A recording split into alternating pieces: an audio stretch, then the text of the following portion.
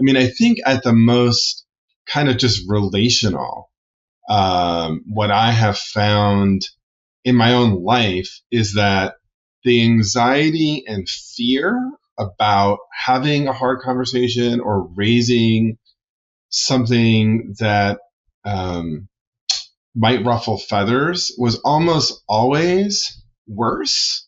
Almost always worse than actually raising it.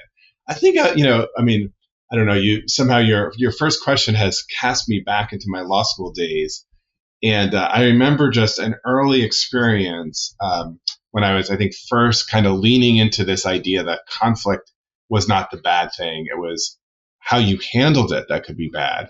And it's kind of a funny story, but a true story.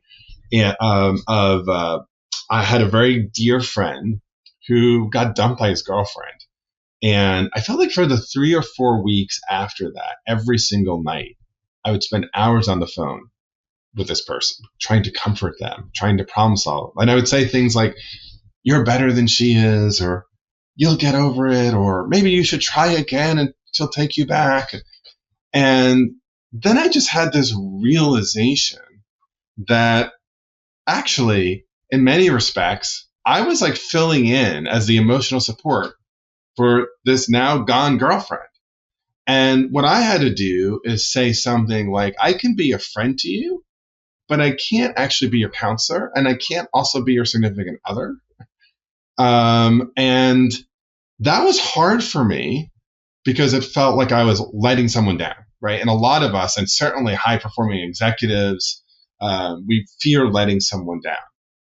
But the experience of saying, "I'm just going to name this very directly in a conversation," actually deepened our friendship. And I think if I didn't do that, I would have probably exited the relationship at some point just out of sheer exhaustion, or I would have concocted some kind of fake fight to no longer stay friends with this person.